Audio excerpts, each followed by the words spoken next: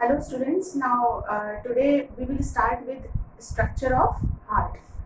So we already have studied in previous lecture that heart is a pumping organ. The size of heart is of fist size and it is four chambered heart, two auricles and two ventricles. And we have also studied the location. It is located just between the lungs in the center, and it is slightly twisted towards left. That's why it is pointed towards left, so that there is a cardiac notch in the left lung. ठीक है. So now we will start with structure of heart.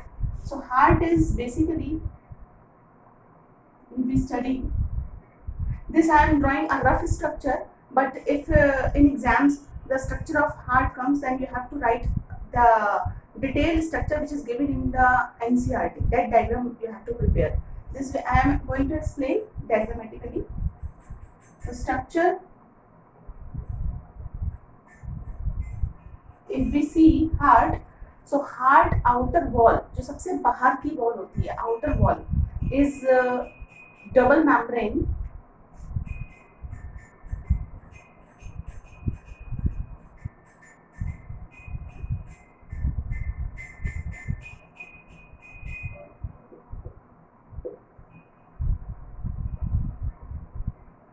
So heart की सबसे बाहर की membrane जो होती है वो डबल मेम्ब्रेन होती है, एंड डबल मेम्ब्रेन के आउटर वॉल को हम पेरिकार्डियम बोलते हैं. That is known as pericardium. Pericardium wall होती है ये, एंड पेरिकार्डियम के जो यहाँ पे बीच में जो स्पेस है, इन जो स्पेस दे रखी है, दो वॉल है, outer pericardium and inner pericardium, and the space between the pericardium is known as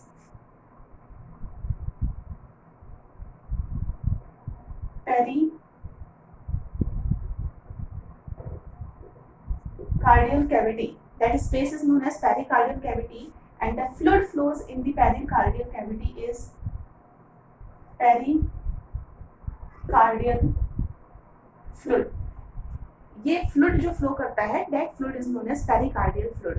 now what is the function of this fluid? जैसे हमने प्रीवियस क्लासेस में एक्सप्लेन किया था that in lungs the outer it is double layered, and the fluid which flows in the layer of the lungs, that was कौन सा fluid flow कर रहा था? Pleural fluid. तो उनका फंक्शन क्या था? क्या फंक्शन था प्लूरल फ्लूइड का? To absorb the mechanical shocks and to protect the lungs.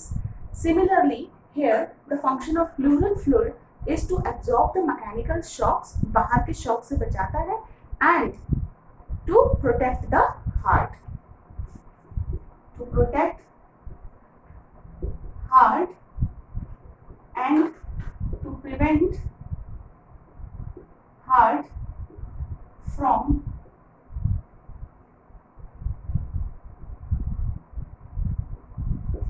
Mechanical shocks. तो वो मैकेनिकल शॉक से प्रिवेंट करता है. तो ये हमने इसका आउटर स्ट्रक्चर बताया है.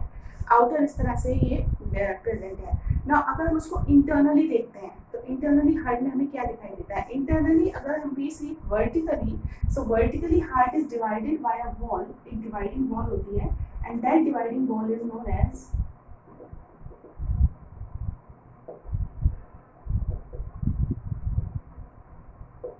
सेप्टम. वो डिवाइडिंग वॉल जो होगी, उस डिवाइडिंग वॉल को हम सेप्टम बोलते हैं. ये सेप्टम हो गई डिवाइडिंग वॉल.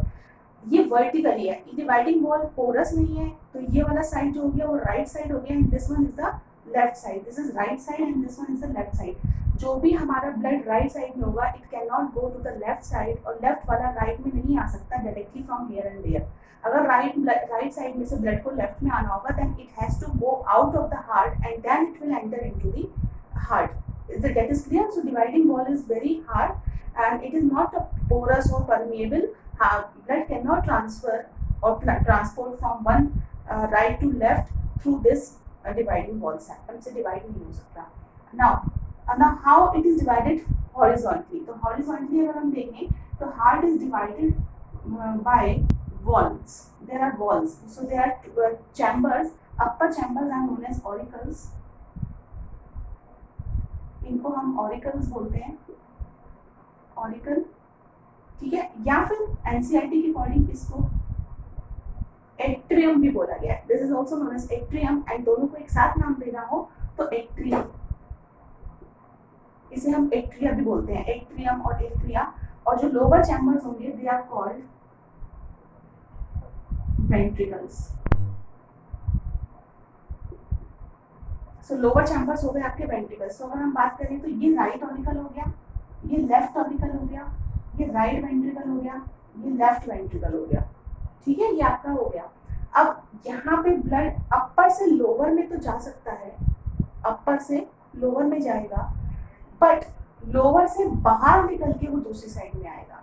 तो उसके लिए इसके साथ आर्टरीज और वेन्स कनेक्टेड है। आपको लास्ट सेशंस में, लास्ट टाइम मेरा जो सेशन था उसमें मैंने आर्टरीज, वेन्स और कैपिलरीज बताई थी ना। How arteries and veins are connected, किस तरह से आर्टरीज वेन्स कनेक्टेड है, तो उसको बहुत ध्यान से समझना। ये वाला कंप्लीटली राइट साइड है। राइट साइड जो बेसिकली जो पूरा राइट साइड होता है, it is basically for right side of heart is for deoxygenated blood. जो हमारा पूरा राइट साइड है वो डीऑक्सीजनेटेड ब्लड के लिए होता है, और जो हमारा पूरा लेफ्ट साइड है वो ऑक्सीजनेटेड ब्लड के लिए होता है। मतलब यहाँ पे जो ब्लड आएगा that will contain more concentration of carbon dioxide as compared to oxygen, and here the blood flows oxygenated, that means blood will contain more concentration of oxygen as compared to carbon dioxide. तो यहाँ पे हमारा oxygenated blood होगा।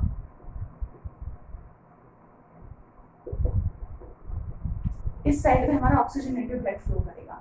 अब ये जो हमारा deoxygenated blood है, ये यहाँ पे आया कैसे और बाहर कैसे निकलेगा, यहाँ पे ऑक्सीजनेटेड ब्लड कैसे आया और बाहर कैसे निकलेगा, तो वो हमें पढ़ना है। तो उसके लिए हमारे जो हार्ट में प्रेजेंट होती है वो आर्टरीज और वेन्स प्रेजेंट होती है। नाउ देख हाउ दे वर्क। देखिए, एक साइड में आर्टरी और वेन काम करेगी और दूसरी साइड में भी एक आर्टरी और वेन काम करेगी। हमें एक ऐसी आर्टरी पढ़नी है जो ब्लड को बाहर निकालेगी, और एक ऐसी वेन पढ़नी है जो ब्लड को अंदर लेके आएगी। सो अगर हम यहाँ पे 2 कनेक्ट कर दें, मैं ऊपर इसका वो रब कर रही हूँ,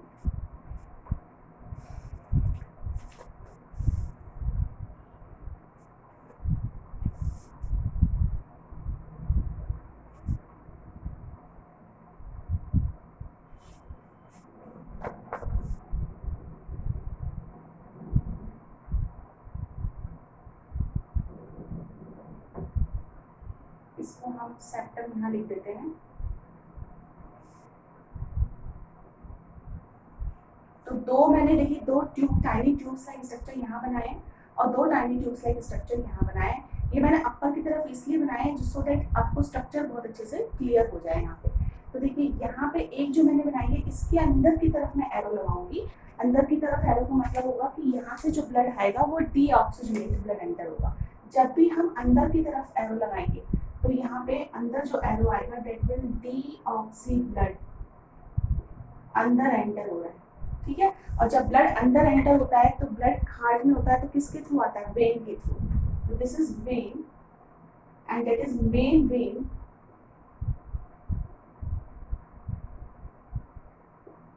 वेना कावा। ये मेन वेन है वेना कावा। वेना कावा के 2 पार्ट्स होते हैं। जो अपर रीजन से ब्लड को कलेक्ट करेगी उसे सुपीरियर वेना कावा बोलेंगे, और जो लोअर रीजन से ब्लड को कलेक्ट करेगी उसको हम इंफीरियर वेना कावा बोलेंगे। ठीक है, तो यहाँ से डीऑक्सीजनेटेड ब्लड एंटर होगा। डीऑक्सीजनेटेड ब्लड जैसे एंटर होगा मेन वेन से, तो मेन वेन कौन सी होती है, मेन वेन और main artery is that artery और vein which connect to the various parts of the body.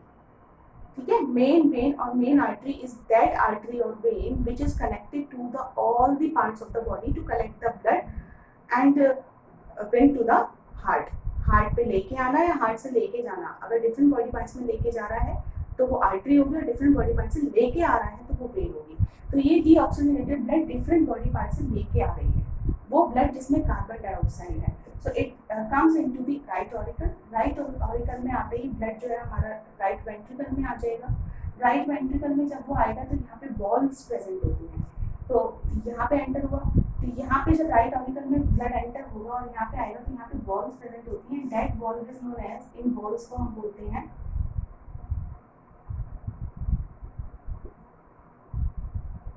tricuspid valves. That valves are known as tricuspid valve. Tricuspid valve में इसलिए बोलते हैं because it contains 3 cups. उसके 3 cups या 3 flaps होते हैं, that's why they are known as tricuspid valve. So as soon as the right auricle fills, जैसे जैसे right auricle हमारा fill हो जाता है, right auricle fill होने के बाद वहाँ पे right ventricle में enter होगा, तो ये valve automatically अपने आप open होगी और open होते ही blood हमारा यहाँ से यहाँ enter हो जाएगा. As soon as the blood fills from right auricle to right ventricle, this tricuspid valve close हो जाती है. Why it close? So why, ये एनसीईआरटी का सबसे इम्पोर्टेंट क्वेश्चन है that why there is a closure of valve close क्यों हो रही है? So valve क्लोज क्यों हो रही है? To prevent the back flow of blood.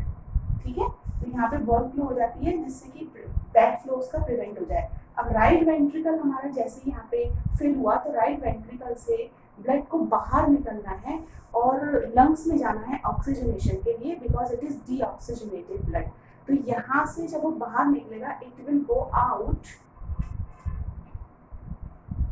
बाहर की तरफ निकलेगा. और जब भी लंग्स में कोई ब्लड जाएगा, चाहे वो ऑक्सीजनेटेड ब्लड जा रहा हो या डीऑक्सीजनेटेड ब्लड जा रहा हो, तो जब वो ब्लड में जब वो लंग्स में जाएगा तो it will go with the help of deoxygenated blood, with the help of pulmonary artery. So this is pulmonary artery. तो यहाँ से डिफरेंट बॉडी पार्ट्स में आया, डिफरेंट बॉडी पार्ट्स में आने के बाद यहाँ पे आया, यहाँ पे फिल हुआ, फिर इस चैम्बर में आया, इस चैम्बर में इस वॉल्व के थ्रू आया, वॉल्व ओपन हुई प्रेशर इंक्रीज होने की वजह से. जैसे यहाँ पे आया तो यहाँ पे वॉल्व अपने आप ऑटोमेटिकली बंद हो गई.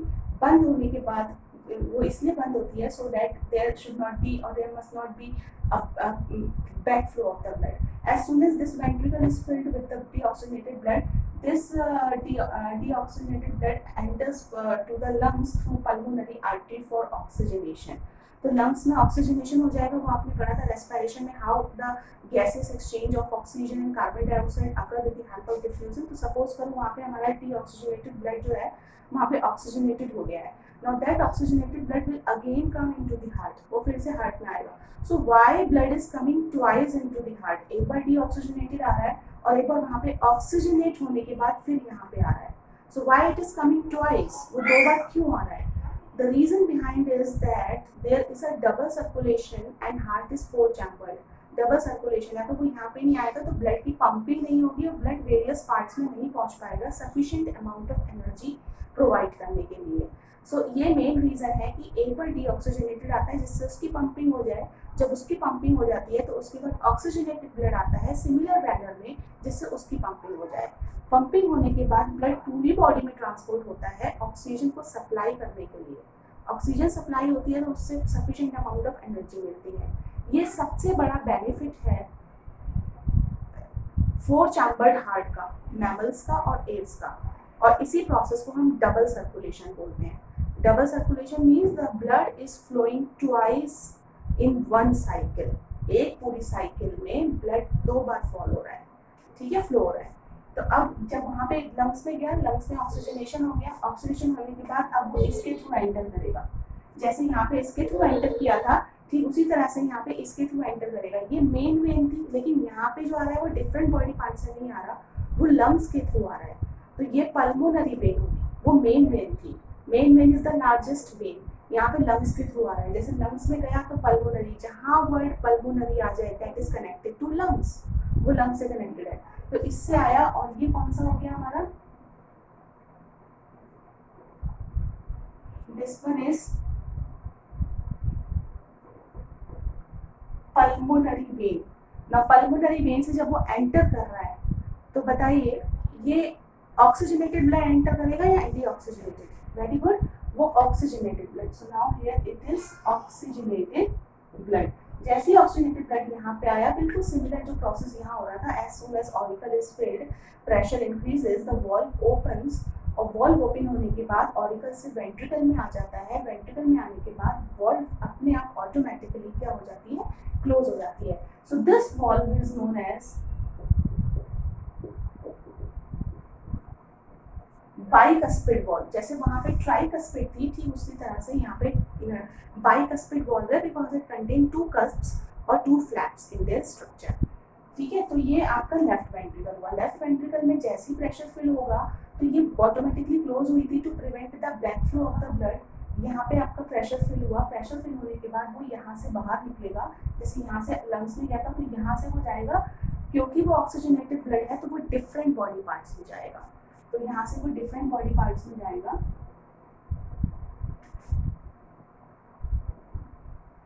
ऑक्सीजनेटेड ब्लड, तो बताइए अब ये मेन आर्टरी हुई या मेन वेन या पल्मोनरी? ये मेन आर्टरी, जैसे यहाँ पे मेन था तो ये मेन आर्टरी है, and this artery is known as iota,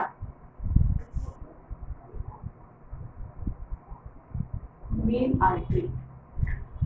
ठीक है, तो हमारा ये वॉल जो थी बाइकस्पिड और ट्राइकस्पिड थी, जो मैंने ये वॉल बनाई है जो इनके अंदर प्रेजेंट होती है, इस वॉल्व का नाम होता है मिट्रल वॉल्व। तो ये बेसिकली कौन सी वॉल्व होती है? दिस वॉल्व जो यहाँ पे प्रेजेंट होती है, and that valve is known as mitral valve. ये मिट्रल वॉल्व क्यों प्रेजेंट है हमारे आर्टरी और इस यहाँ पे?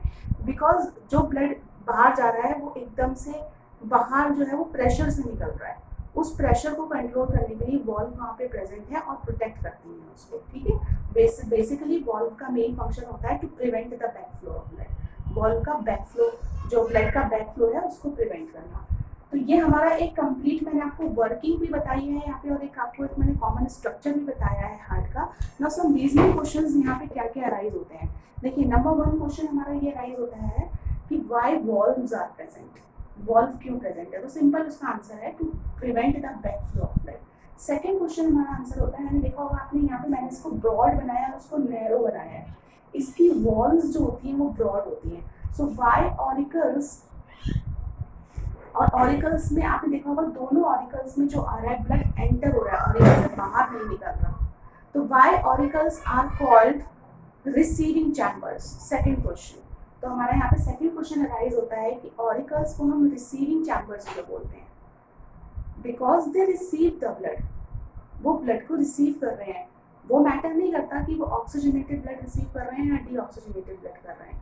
सो वो रिसीव कर रहे हैं तो they are called receiving chambers. और जब वो ब्लड को रिसीव करते हैं तो वो बहुत ही ज़्यादा नॉर्मल प्रेशर से रिसीव करते हैं, तो यहाँ पे जो वॉल होती है वो थिन वॉल होती है। तो ऑरिकल्स का वॉल कैसी होती है? They are thin walled and they are mainly receiving chambers, and when they receive the blood is received with a normal pressure, एक normal pressure से अंदर आता है। ठीक है, now ventricles, वेंट्रिकल से ब्लड बाहर जा रहा है। देखिए दोनों तरफ, एक तरफ ऑक्सीजनेटेड और एक तरफ डीऑक्सीजनेटेड ब्लड बाहर जा रहा है, एक तरफ लंग्स में जा रहा है और एक तरफ डिफरेंट बॉडी पार्ट्स में जा रहा है। तो ventricles are basically pumping chambers. तो वेंट्रिकल्स हमारे पंपिंग चैम्बर्स हैं। क्यों हम इन्हें पंपिंग चैम्बर्स बोलते हैं? Because they always pump the blood either to the lungs or to different parts of the body। ये ब्लड को पंप कर रहे हैं, बाहर की तरफ पुश कर रहे हैं, और ब्लड को जब वो पंप करते हैं, बाहर की तरफ पुश करते हैं, definitely there will be some pressure, उसके पास सम प्रेशर होगा, और प्रेशर होने की वजह से इनकी जो वॉल होती हैं दे आर थिक वॉल्ड, और इनके पास वॉल्व्स भी होती है। तो वॉल्व्स क्यों होती हैं और थिक वॉल्ड क्यों होते हैं? Because the blood which oozes out of the heart either to the lungs or to different body parts, blood is oozing out with a high pressure, एक प्रेशर, एक झटके से बाहर निकल रहा है। ठीक है, तो ये आपका पूरा नॉर्मल एक स्ट्रक्चर हो गया। सो बेसिकली इसमें आपको कोई डाउट नहीं होगा, कुछ होगा तो आप पर्सनल कमेंट्स पे जाके या फिर आप व्हाट्सएप नंबर पे जाके उसको पूछ सकते हैं। ठीक है,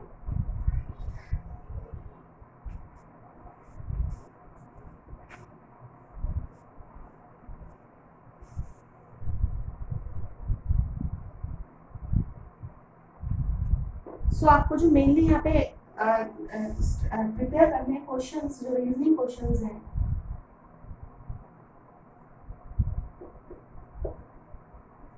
वॉल्स आर प्रेजेंट, व्हाई, उसकी इम्पोर्टेंस बतानी है। Second, auricles are thin walled, auricles are receiving chambers, ventricles are thick walled. Ventricles are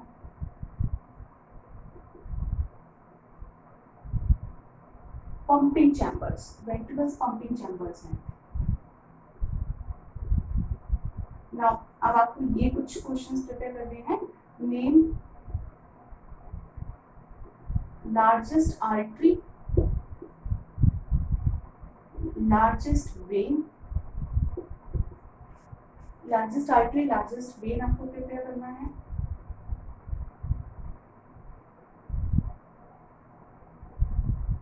Why valves close?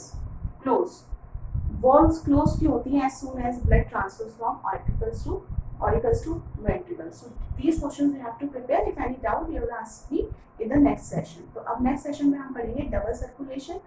Double circulation की क्या इम्पोर्टेंस है और उसके बाद हम पढ़ेंगे कि क्या सिंगल सर्कुलेशन और डबल सर्कुलेशन में डिफरेंस होता है. क्लियर?